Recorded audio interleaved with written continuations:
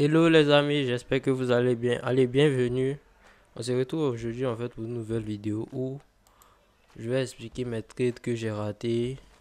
Quand je dis raté, que je n'ai pas pu prendre en fait sur mon MetaTrader. Voilà. Et un trade qui n'est pas passé, je pense que je ne l'ai pas effacé. Si je l'ai effacé, pardonnez. Je vais revenir dessus en fait. Voilà. Donc installez-vous bien et on commence déjà. Ici là c'est, excusez pour la notification. Là c'est l'huile. Je pense bien que c'est l'huile. Voilà, donc c'est une position sur le long terme qu'on va partir en weekly. Attendez qu'on parte en weekly. Une semaine. Voilà. Nous sommes bearish en fait. Et bullish sur le très long terme. Voilà, sur le très long terme. Et le prix a corrigé. Pour moi, le prix a corrigé. Il est vraiment venu en fait combler tout cette imbalance liquidité, prendre la liquidité. Et il est venu réagir en fait sur l'accumulation initiale pour vraiment faire des plus hauts. Peut-être que le prix va faire ça pour chuter, bah je sais pas. On verra ensemble en fait qu'est-ce qui va se passer.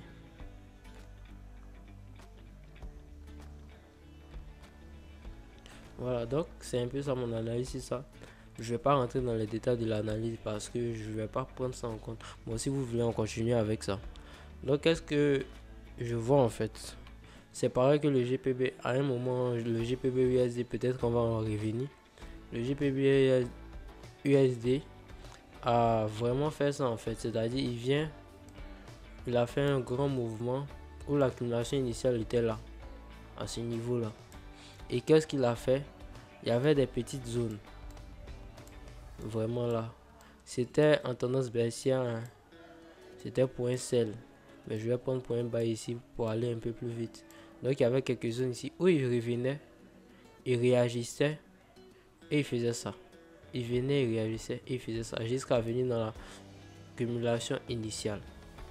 Et donc quand il est venu dans la zone initiale, il a accumulé prise de liquidité, cassure, bref, réaction et il est parti en fait. C'est un peu ça pour moi, c'est un peu ça le scénario qui se répète ici, c'est juste ça. Et donc j'ai profité en fait de ce scénario là pour prendre position. Voilà. Vraiment, c'était un peu ça en fait.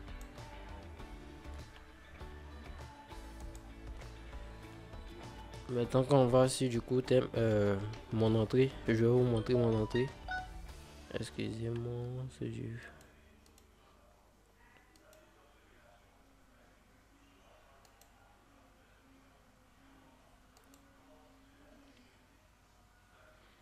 Je ne sais pas qu'est-ce qui se passe. On va aller rapidement. Ok. Excusez-moi. Ok, bon, on va en une heure. On va vraiment voir l'accumulation. Voilà. Et donc, voici en fait l'accumulation. Pour moi, en fait, qu'est-ce que moi j'ai vu là qui m'a intéressé? Le prix vient réagir beaucoup ici. Et donc, c'est une zone qu'on peut appeler support. Et moi, je ne rentre pas sur les supports parce que j'ai très, disons, une vision du marché. Je cherche la liquidité. C'est ma méthode à moi. Et donc, le prix vient chercher cette liquidité-là. Il réaccumule et ça tombe bien en fait.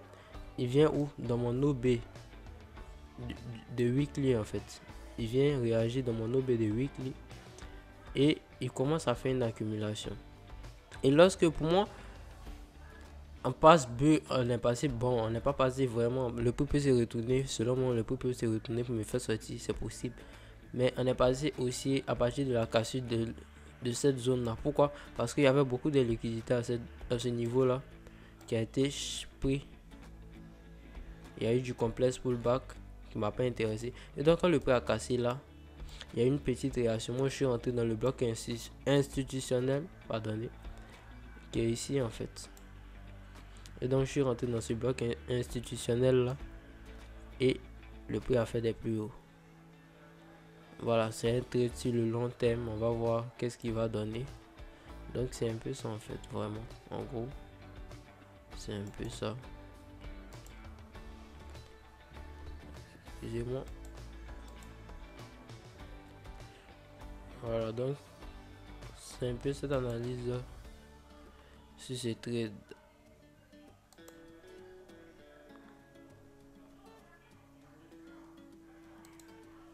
On efface ça rapidement.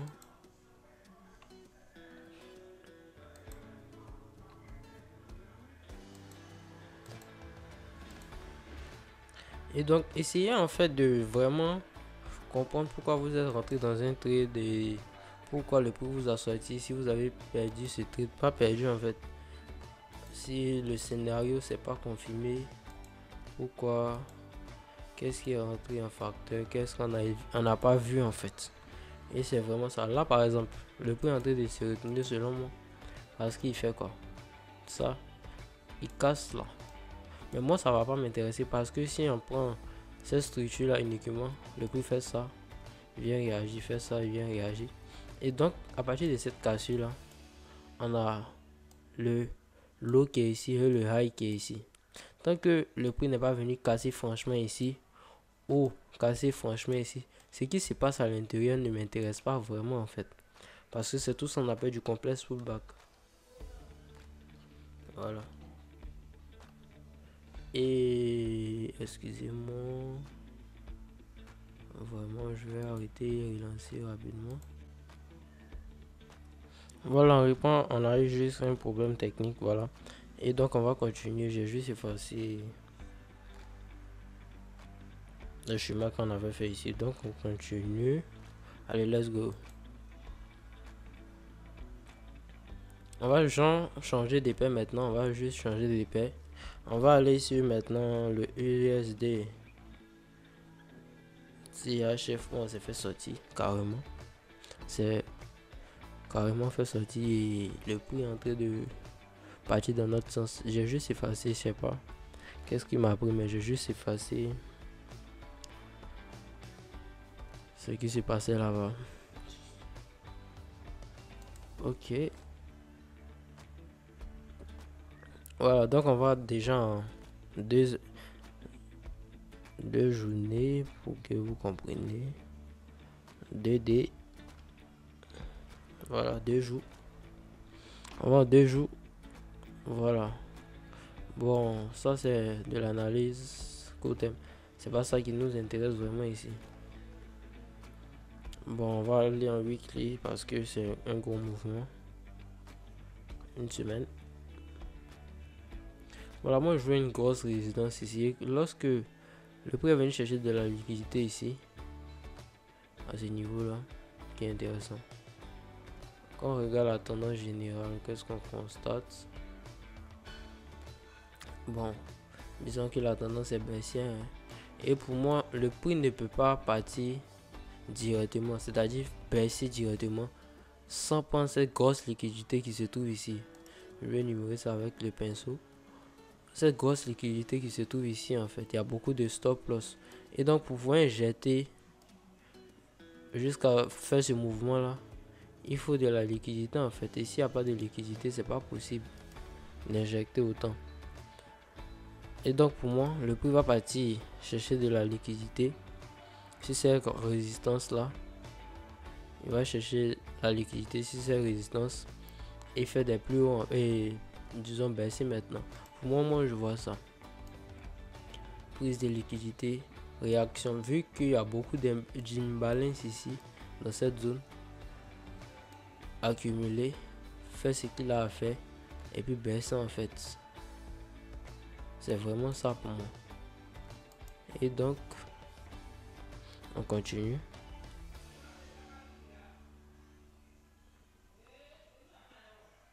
Excusez-moi. Je fais n'importe quoi.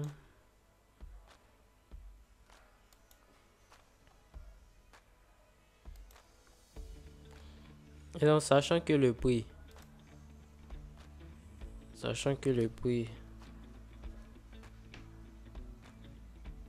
va chercher à faire des plus hauts. Moi, je cherche des bails en fait. Et dans des zones pertinentes. Donc, on va partir maintenant en H4. Il met 2D. 2 jours. 2D. On va constater, on va observer ce qui se passe. Déjà, quand on regarde, en fait, il y a beaucoup de liquidité. Et la tendance court terme, c'est une grosse tendance haussière. Et il y a eu un gros mouvement aussi à ce niveau-là. Où il y a beaucoup d'imbalance, beaucoup de liquidité à venir prendre. Et donc, pour moi, le prix est venu dans cette zone-là qui a provoqué cette hausse pour venir accumuler et chercher à faire des plus hauts, venir chercher la liquidité. Ou bien faire ça, le faire sortir et peut-être partir un peu plus bas. Mais pour moi, le prix ne peut pas faire ça en fait. Je suis pas maître du marché. Si le prix fait ça, je vais chercher à avoir un autre bien en fait. Qu'est-ce que j'ai loupé? Qu'est-ce que je n'ai pas vu? Et sur le court terme, on voit beaucoup de liquidités, d'imbalance, pardonnez, ici. Et pour moi, le prix va venir chercher ça. Et on voit ici même des equal high, des equal de la liquidité type trendline qu'on vient chercher ici. Elle doit injecter, mais il y a de la liquidité qui s'est créée ici. Et donc tout, bon, disons tout confluence en fait avec mon soi-disant biais. Donc on continue. Lorsqu'on va maintenant en lower time frame,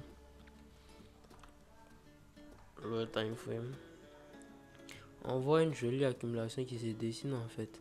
Le prix là s'essouffle quasiment. Je cherche à prendre de la liquidité. Et pour moi, lorsque le prix a fait ça, je me rappelle plus vraiment de ma position. Je pense que c'était là, dans cette zone là. Le prix m'a carrément fait sortir. Je vais chercher à me rappeler dans quelle zone. Je pense avoir pris des photos. Voilà.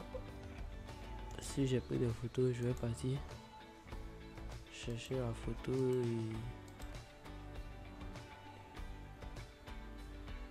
et on va voir ça ensemble. Voilà, on va chercher. On va chercher la photo et voir ça ensemble. Allez, on cherche la photo et on voit ça ensemble et on revient sur le graphique pour voir ce qui se passe now.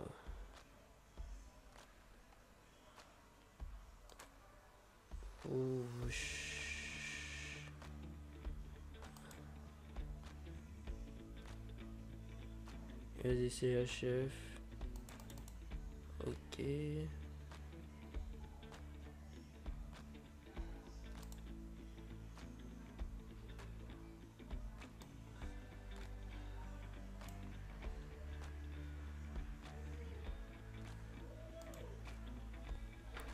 On va observer. On va voir. Voilà pourquoi il est important en fait d'enregistrer ces trades même quand ils sont perdants. Parce que quand les trades sont gagnants, on est fier de tout de suite faire la capture et tout ça. Et on ne se rend pas compte en fait qu'on ne progresse pas vraiment. Voilà, bon, on voit pas vraiment trop. Hein. Je vais essayer de venir là. Il y a des CHF. Ok, donc voici le trade. Je sais pas si je peux dessiner sur l'écran. Si c'est possible, ce sera intéressant. Donc il y a une grosse baisse là à ce niveau. Une grosse baisse. Et moi je me dis quoi? Déjà il faut combler cette baisse là. Sachant qu'on va chercher des potentiels plus hauts. Il est intéressant de chercher à entrer ici à ce niveau là. Mais tout en sachant que on doit avoir certaines confirmations. Et donc dans mon POI initial, je crée un autre POI. Quand je dis créer, je trouve un autre POI potentiellement intéressant. Et je cherche à avoir une confirmation sur ce POI là. Et qu'est-ce que moi je vois? Je vois que le prix casse là. Et il me donne quelque chose d'intéressant là. Excusez-moi, je sais pas. Qu'est-ce qui se passe?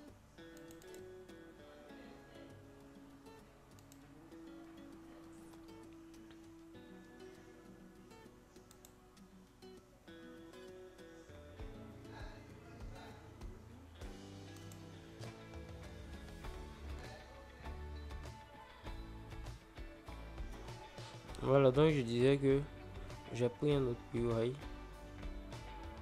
Si vous voulez en zoom, hein. Et donc le prix baisse. Voici toute cette zone là. Pour moi, si le prix cassait là, il y avait un potentiel d'entrée en fait. Et c'est ce que j'ai fait. Voilà, voici la zone où je m'intéressais potentiellement. Si le prix casse là, parce que c'est lui qui a l'initial de ce mouvement là. Et comme le prix a cassé là, je suis entré tout de suite directement. Et là, oui. Voilà, on continue. Et donc là, quand le prix a cassé, je m'attendais à quoi? Des potentiels hauts, mais sauf que le prix, quand on analyse vraiment, le prix est venu réagir dans ce PY là pour faire vraiment pour baisser en fait. Si j'avais toujours cette configuration là sur mon écran, vous allez voir la baisse. Et donc le prix a réagi ici, dans cette zone là, ce bloc là, pour continuer à baisser. Et donc il a baissé. Maintenant, on va observer qu'est-ce qui devient. Et donc comme nous sommes en 4, on ne voit pas vraiment à l'intérieur. Ok. Et là, quand on observe, on voit cette baisse là. Je pense que c'est à partir de là que je cherche. Voilà, voici ma zone ici. Voici ma zone. Et pour moi, le prix, qu'est-ce qu'il allait faire? Il a commencé à faire des plus hauts. Il a cassé là. Et moi, je suis entré directement. Et lorsque je suis entré, le prix même n'a pas cherché à monter un peu et il a commencé à baisser. Il est juste venu réagir dans cette zone là. Baisser. Et maintenant, il est en train de changer de tendance. Et donc, bon, mon biais il était bon, mais c'était pas le bon moment en fait, parce qu'il y avait de la liquidité à prendre encore, rachat de liquidité, prise de liquidité. C'est vraiment là qu'il faut chercher des entrées. Voilà, donc c'était un peu ça en fait, mon trade raté. Bon, mon trade qui s'est pas réalisé, si on peut dire ça comme ça en fait. Pas le bon biais. Donc on va maintenant sur USD JPY. Là on était sur le CHF franc suisse. On va sur le dollar contre le yen japonais. Ok, qu'est-ce qu'on a? Un beau trade, hein? Un beau trade vraiment. Un très beau trade. Vous allez me dire, bah, on va en 10 heures. En 10 heures, je pense qu'on peut observer. Pour moi, voilà, déjà j'ai écrit en fait pour me retrouver. Bon, vous n'avez pas vu. Mauvaise donnée rentrée sur MT4. Voilà, mauvaise entrée donnée sur MT4, ça veut dire quoi? Tout simplement que j'ai raté le trade. Pour moi, le trade ici, moi je l'ai pris en buy limit. Et je me suis trompé sur l'entrée parce que j'ai regardé sur mon téléphone. Je croyais voir en fait 134 800 800 00. Or c'était 134.800 880. Et donc moi je n'ai pas ajouté les 80 et donc le prix m'a pas déclenché en fait. Donc c'est une mauvaise donnée rentrée sur le trade en fait. Maintenant on va expliquer le trade. Pourquoi j'ai pris ce trade là. Peut-être que le prix peut baisser. On va voir ensemble. On va C'est vraiment ça en fait. Quand tu regardes la tendance générale, ne restez pas zoomé sur les graphiques, dézoomer et observer qu'est-ce qui se passe. Sur le très long terme, nous sommes bullish. Et là, le prix est en train de corriger. Pourquoi il est en train de corriger selon moi? Là, le prix fait ça. Il y a longtemps qu'il n'a pas vraiment corrigé. Et là, le prix casse ici, BOS. Le prix fait une grosse hausse. Et donc, le prix ce mouvement là mérite en fait une correction pour pouvoir avoir de la liquidité. Et donc le prix est venu jusqu'à, pour moi, le bloc, sinon l'OB initial, l'accumulation initiale, pour chercher à faire des plus hauts. On va maintenant zoomer sur les graphiques pour voir de quoi je parle. Et donc on observe, on va partir à 10 heures. Quand on observe, on voit ici que j'ai tracé une zone rose. Mais quand je fais ça, le prix revient directement ici. C'est-à-dire le prix a baissé, il est en train d'accumuler dans cette zone-là. Et pour moi, cette zone-là est pertinente en fait. Voilà, pour moi cette zone-là est pertinente. Et le prix commence à monter. Moi, je n'ai pas pu prendre le trade. Le prix commence à monter. Et qu'est-ce que moi je constate? Je constate en fait une trend line là à ce niveau. Et donc il y a beaucoup de stop loss en haut ici. Puisque la plupart des gens sont placés comment? Ils sont placés en bas et en sell ici. Les stop loss en haut. La même chose à ce niveau. La même chose à ce niveau. Genre vraiment partout en fait. Et quand la smart money a besoin de liquidité pour pouvoir faire des plus bas, sinon je dirais des plus hauts, ils sont venus à l'initial. Pour pouvoir continuer faire ce plus haut là, il faut de la liquidité. Et donc il y a la création de liquidité qui s'est faite. Et on va continuer pour aller baisser. Et donc pour moi c'est ça, on vient chercher des stop loss. Vraiment des stop loss. Voilà, des stop loss, des stop loss. Et donc quand on va en 4 heures, on observe quoi? Le prix est venu réagir dans ma zone qui est très intéressant. Évidemment, quand on va pas rentrer directement ici, on va chercher une confirmation. Et donc quand on part en 5 minutes, je pense que c'est en 5 minutes. Voilà. C'est là que, moi disons, 30 minutes. Voilà, vous allez vraiment comprendre. Donc, qu'est-ce que le prix a fait ici à ce niveau? Pour moi, le prix doit continuer. Pour moi, le prix doit faire quoi? Une accumulation, oui, on est d'accord, une accumulation, une cassure. C'est pour indiquer en fait qu'on change de structure, on change de tendance, pour être plus clair. Et donc, lorsque le prix change de tendance comme ça, qu'est-ce qu'on fait? On cherche à rentrer en position. Donc, le prix fait quoi? Le prix baisse. Ok, il a baissé, il commence à accumuler ici. Il fait encore un mouvement baissier. Et là, il vient casser tout ça. Il vient vraiment en fait casser tout ça. Et là, pour moi, ça commence à m'intéresser. Je me dis que quoi? Où est le PY responsable en fait? Excuse-moi. Le P, l'OB responsable en fait de ce gros mouvement là. Et je me rends compte qu'en fait c'est cette bougie rouge là. Et comme je sais que c'est cette bougie rouge là, je vais chercher une entrée ici. Et donc là j'ai placé, comme je l'ai dit, mon ordre là. Et malheureusement, faute de vision, si je peux dire ça comme ça, j'ai pas vraiment regardé et vérifié que j'ai pas rentré la bonne donnée. Et donc le prix ne m'a pas déclenché, il est parti. Vraiment il est parti, il est parti. Juste ça, boum, il revient là, boum. Et donc moi j'essaie de manager, même si je suis pas dans les trucs, je suis pas égoïste. Je regarde qu'est-ce que j'aurais pu faire, comment le truc évolue.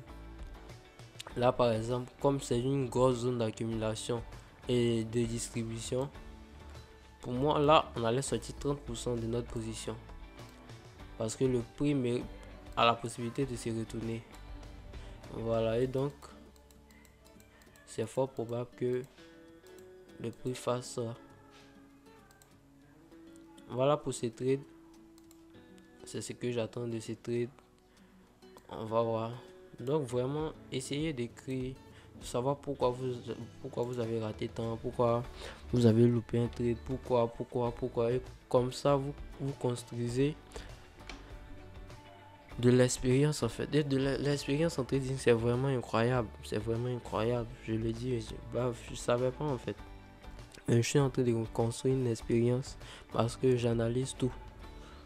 Que ce soit mes trades gagnants, mes trades ratés, qu'est-ce que je peux faire, qu'est-ce que j'aurais pu faire, comment gérer temps, pourquoi rentrer tard, pourquoi rentrer là, lorsque j'ai perdu, pourquoi, quelle réaction en fait j'ai eu, émotionnelle et tout ça en fait. Et bon, on va continuer, on va partir sur le GPB. JPY, oui. Vous allez me dire, je suis en temps avec les JPY, bah c'est ça. Hein. J'ai vraiment eu des analyses. Et je vous dis en fait que ce ne sont pas mes paires favoris. Ce sont juste des paires où je m'ennuyais. J'ai décidé en fait de les analyser. Bon, j'ai eu quelques traits de résultats. Et là, bah, le prix m'a fait sortir, je pense. Disons que l'analyse est pareille que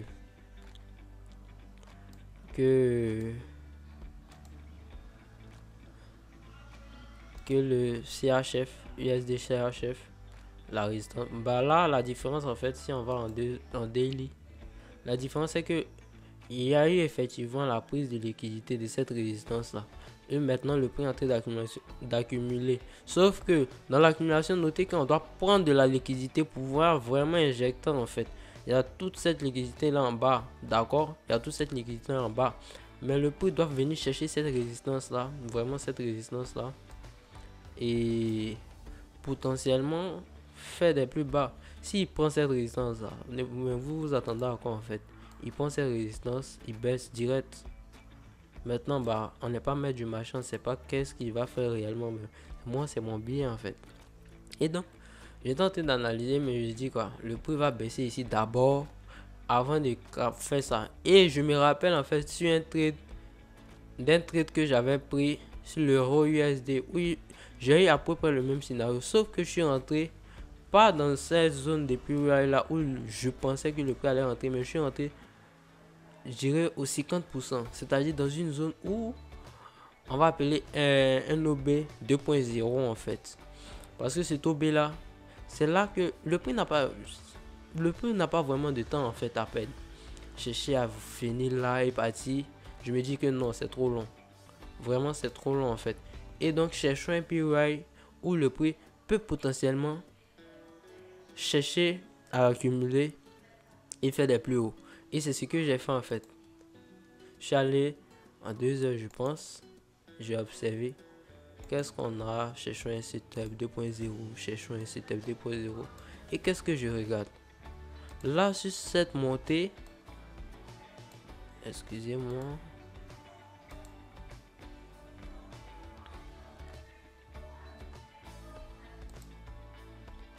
Là, sur cette montée, je vais zoomer là, ça vous allez bien voir. Là, sur cette montée, il n'y a pas vraiment d'imbalance. Il n'y a pas vraiment d'imbalance. Et donc, le prix n'a pas intérêt, n'a pas vraiment d'intérêt à venir faire quoi? Faire des... Comment dirais-je? N'a pas vraiment besoin de venir ici parce qu'il a déjà refermé tous ses ordres.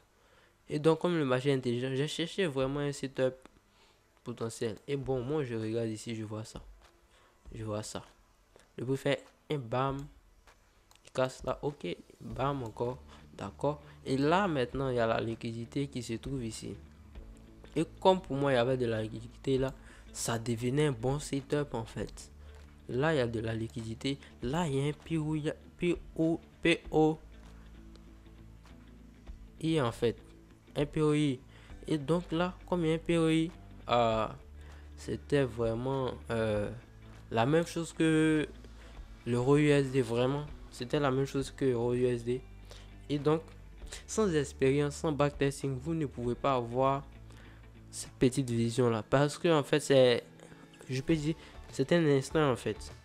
Vraiment, c'est un instant où tu es assis là, tu analyses et tu te rends compte que le prix ne va pas venir chercher à atteindre ta zone que tu as définie un peu plus bas en fait. Mais il va chercher à venir dans une petite zone, c'est-à-dire le setup. Ce que moi j'appelle l'OB 2.0. il va venir dans ton OB 2.0, il va chercher à faire des plus hauts en fait. Donc je cherche vraiment un OB 2.0. J'ai cherché l'OB 2.0 et je l'ai trouvé en fait. Maintenant là j'ai écrit Spico, la psychologie. Le snakeback est fait. Le snakeback est fait. C'est quoi? C'est le fait de se dire que on a trop perdu. Est-ce qu'on va pas perdre ce trade? Est-ce que c'est vraiment bon de prendre ce trade là? Et puis le prix décolle sans toi en fait.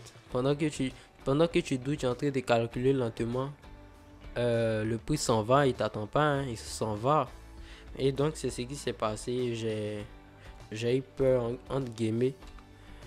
Mais on appelle ça le snakeback est fait. Et le prix a décollé vraiment. Il a décollé. Là, une grosse liquidité, là, un gros support. Le prix vient chercher la liquidité. Mais moi, j'ai pas attendu cette cassure là pour rentrer en fait. Ça allait être intéressant de rentrer là, mais je n'étais pas sur le graphique. Et donc, moi, c'est dans cette petite zone là que j'ai eu mon bonheur. Même si je n'ai pas pris, je suis fier en fait de chaque trade. Parce que c'est mon analyse. Que ce soit perdante ou gagnante. En gros, on va s'améliorer. On va s'améliorer, on a le temps. Et donc, c'est un peu ça en fait. Et donc, si on va en 8 minutes, disons 8 minutes. Qu'est-ce qu'on voit en 8 minutes? Voilà, une très belle configuration.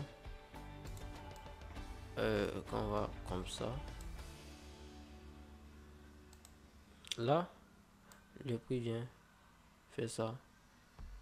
Il casse toute cette liquidité là. Pour moi, si le prix casse là, il y a quelque chose à faire. Et donc le prix est venu faire une petite cassure. Moi j'ai pris ces zones là comme zone intéressante pour entrer. Et c'est ce que j'ai fait en fait. Maintenant vous voyez en fait que la zone, je n'avais pas vraiment le temps de réfléchir si je dois prendre le trade ou pas. Et donc le snakeback effet a apparu en fait. Le fait de me dire que j'ai perdu des trades précédents. Est-ce que c'est vraiment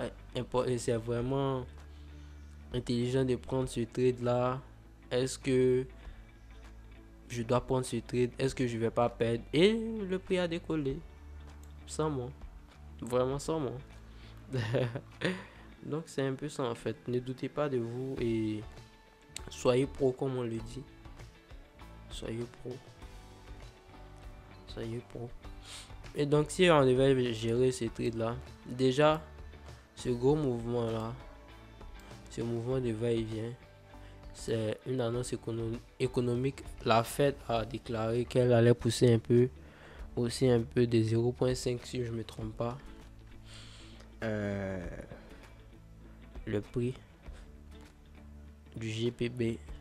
Et donc c'est ce qui s'est passé en fait. Ça correspondait pas à l'attente qu'on avait. Et donc le prix a baissé fortement jusqu'à cette zone. Bon, j'étais sur le graphique, c'était aux alentours de 19h. Voilà, 18h48, 19h. Et donc, après ça, le prix est remonté doucement, slowly, hein, lentement. Et lorsqu'il a cassé là, moi j'ai préféré me placer. Je me suis placé ici d'abord. Et quand j'ai vu ce mouvement là, je me dis que quoi, on a fait un gros mouvement quand même. Plaçons-nous ici. Et maintenant, ce qui est intéressant, c'est que si j'étais déjà dans ce trade, j'allais sauvegarder, c'est-à-dire prendre 60% de mes profits à ce niveau. Pourquoi j'allais prendre 60%? On voit très bien une distribution là. Une grosse prise de liquidité, une réaction, boum. Et donc quand le prix fait ça, il y a de fortes chances que le prix vienne réagir en fait et partir. Et donc le prix est venu réagir là pour potentiellement baisser ou bien continuer. Donc moi je me dis quoi, si le prix vient ici, j'ai déjà pris 60%, mon stop loss est ici, je risque free. Et donc si le prix venait à me faire sortir, au lieu d'ici, je gagnerais un peu plus ici. Et donc pour moi-même là, si le prix vient à casser, il a cassé déjà. Voici le mouvement, il a cassé. Qu'est-ce que je peux dire? ça invalide en fait ce que j'avais prédit en fait. Je vais pas parler des prévisions, c'est que j'avais vu comment le marché allait se comporter. Donc c'est un peu ça en fait. Peut-être que le prix va remonter, je sais pas.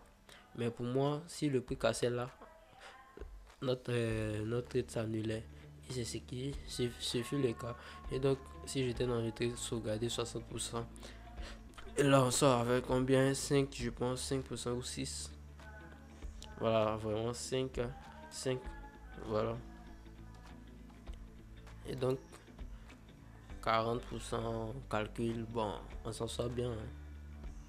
Parce que là, 60%, c'est quand même 10, hein. 10 R, au niveau des 10 R, voilà.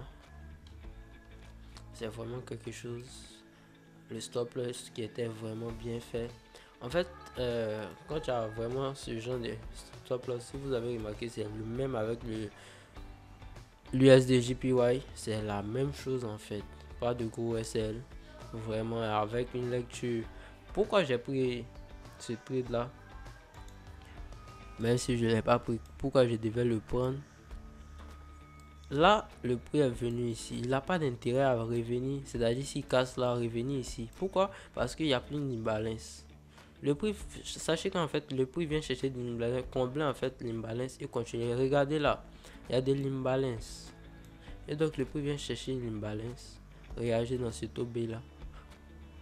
Et maintenant qu'il a réagi, on place notre stop loss ici.